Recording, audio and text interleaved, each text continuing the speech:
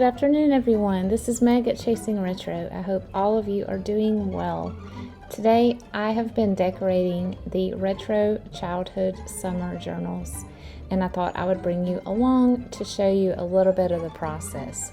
I work very, very slowly, and so I wanted to speed it up and do a voiceover. Otherwise, you would probably be bored out of your mind watching me. Also, you'll notice that today I had a lot of trouble with the glue, both glues. They were, I'm trying to use up what's left in both bottles.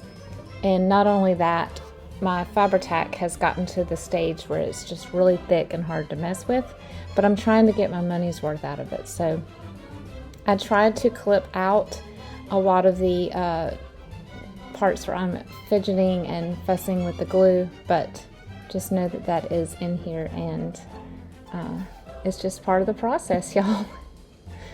I am using some brayered paper and making a pocket, and then this is one of the digitals from a kit that I got from KB and Friends. I believe it's called Childhood. It is adorable. Her images are just so amazing, and I wanted to use as many of them as I could in these journals. So when I think about 1950s summer, I think about oranges. I don't know why. I don't know if it's because there's so many ads and magazines for orange groves in Florida and California, orange juice, all of that. But I decided to put some orange paper in the journals. This is some ribbon trim that I received, I believe, in Happy Mail, and I thought it went perfectly with this pocket.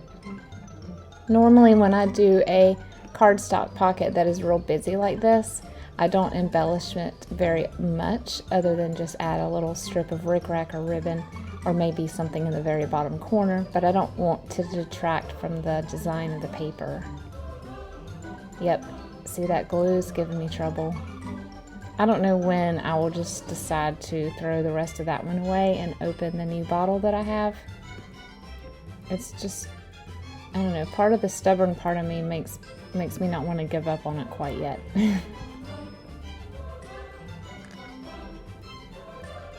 That was the soft cover journal, and I turned the camera on as I was nearing the end of decorating that one. So now I'm moving on to the hardcover journal, which is made out of a vintage Bobbsey Twins book. And I'm going through my cardstock stash right now just to pick out a few pieces that I can use for pockets, belly bands, and things like that.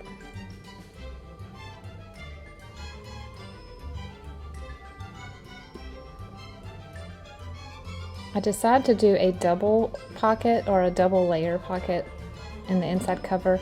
I like to do library card pockets there, but I am really, really low on those. The only colors that I have left don't really go with these journals, so I'm making my own pockets this time for the front. I'm about to run this over to my sewing machine to sew the edges, and like magic, there it is. I decide after the fact to do the little divots, and I wish I had done that before, but it's not impossible to add them later.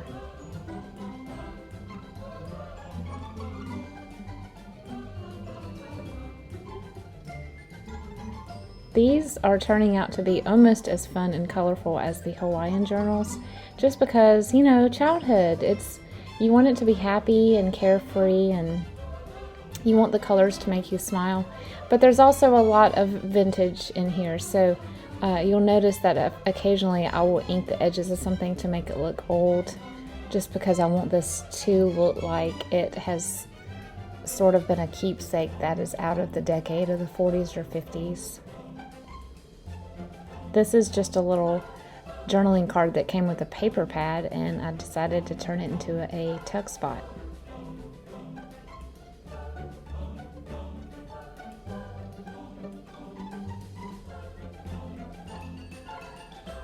Did y'all used to get ice cream out of the ice cream truck when you were a kid? What was your favorite? I grew up in the 80s, and so there were two very popular ones that I almost always bounced between, and it was either the Mickey Mouse ice cream bar, which looked like him. It had like the chocolate dipped ears, or When Ghostbusters came out, I don't know if y'all remember, they made a little green ice cream that was a little Slimer. He was so cute. He didn't taste as good as the Mickey Mouse one did, but I'm adding a vintage yo-yo to the pocket right here. I also loved Bomb Pops, so if I was not in the mood for a ice cream, I would get a Bomb Pop. That was my popsicle of choice. I'm making a side pocket here with some more of that Orange Grove paper. I believe I got this from Hobby Lobby. I love it.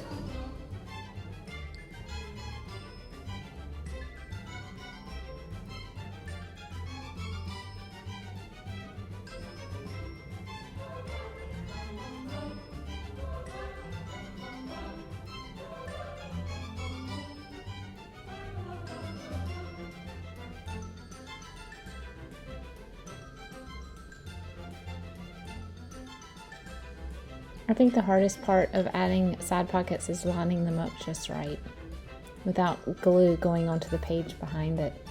There's another KB and Friends Fussy Cut Digital. I'm looking for another item here to make as a tuck spot. I don't like to cover up all the book pages, but if the words that are on the page don't really go with the theme of the journal, I feel like it's okay to put something there.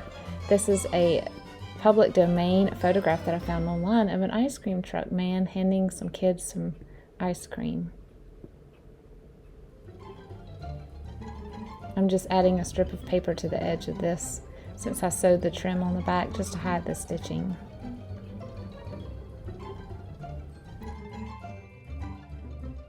Normally I leave these ledger pockets like they are, but because this is more of a whimsical childhood journal and not really a typical junk journal that I would, want all of the ledger to show, I decided to add some trim and paper strips and things like that.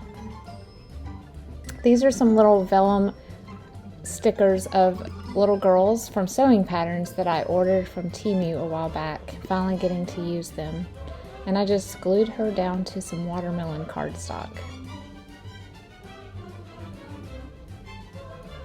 Another KB and Friends digital, and I'm looking for just the right phrase to put on the other pocket.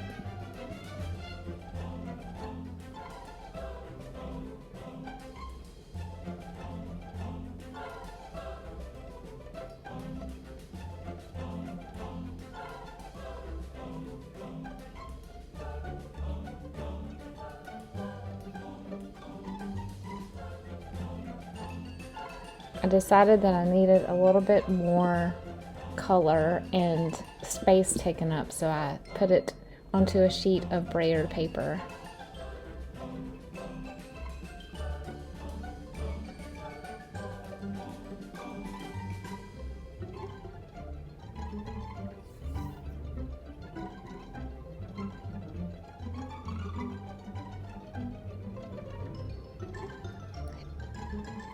Here's a little strip of ice cream cones. I thought that was so cute, so I just glued this down on this ledger. I have a lot of trouble with the glue right here. It's quite funny.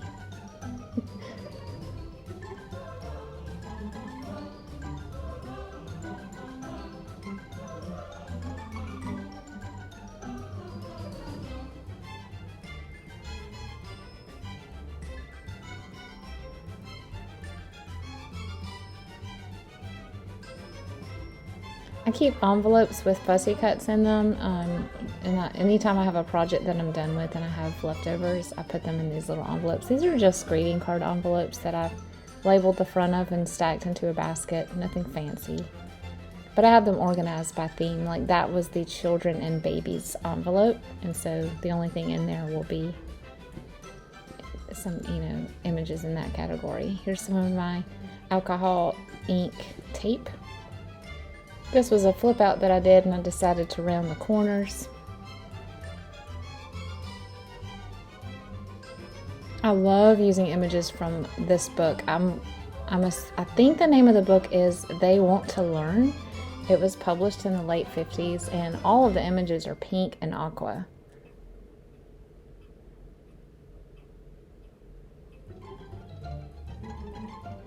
Maybe it's they want to learn, they love to learn, something like that. It comes in hardback and softcover. I really want to use this page somehow. I really like this cardstock design, but I just, in this video at least, I don't find the right place for it. So hopefully it'll make it into the final journal. I decided to do a watermelon pocket and put it at the top. I like to do that so the journals won't be bottom heavy. If you tend to put all of your pockets at the bottom, it can be sort of,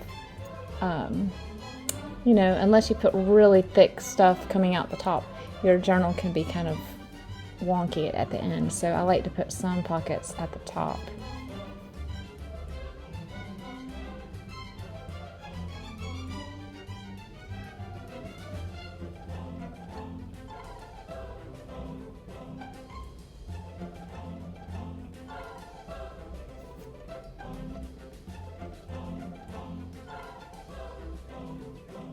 So I thought I might want to add something to this pocket, so I play with a few things, but end up at the end just letting it be as is. If I decide to add something later, I can, but I don't let myself get stuck. If I tend to stay there too long, then I don't make any progress. So I may come back to it later.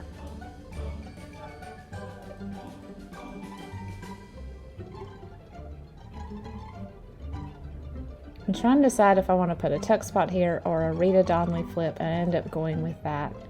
And I found this really cute scrap of cardstock that's sort of like daisies on light blue.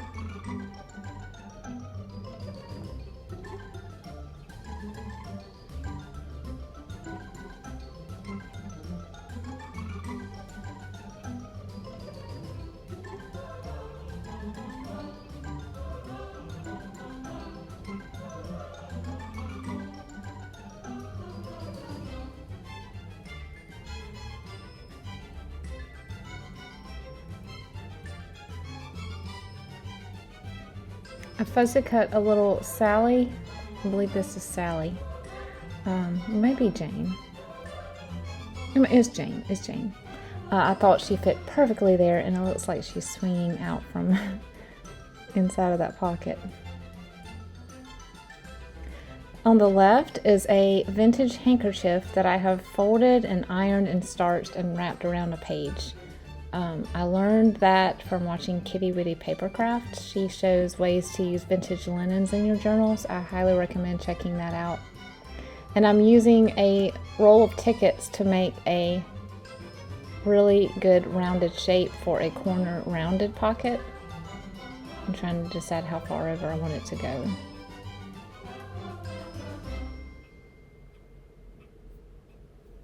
I think rounded pockets are so cute. I just always forget to use them, but for some reason it just popped in my head today, so I went with it. And then I have some really cute tiny pom-pom trim that I'm going to glue around the edge.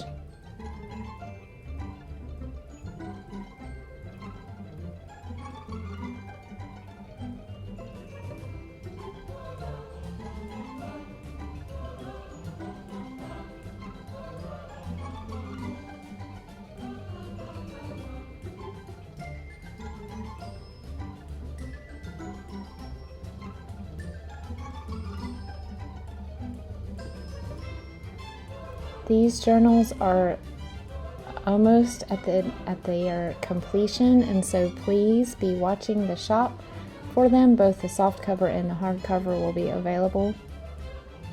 I will post a flip through, maybe just a little bit before I list them. Normally, you know, I try to do it an hour or two before, but it really just depends on what my day looks like. So as soon as you see the video go up, be watching my shop for them. I decided to do a belly band with some of this adorable plaid lace trim. I believe I also got this in Happy Meal. And then, as you can see in a minute, I can't figure out which is the top and the bottom. I hope I did it right. More of the white lace was showing the way I have it, so I think that was correct, but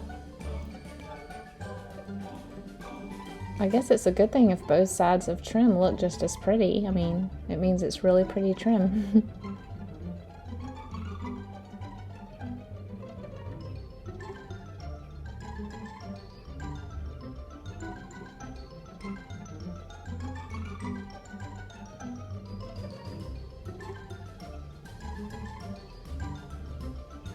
Thank you all so much for watching today. I appreciate every time you drop by, and I will see you in the next video.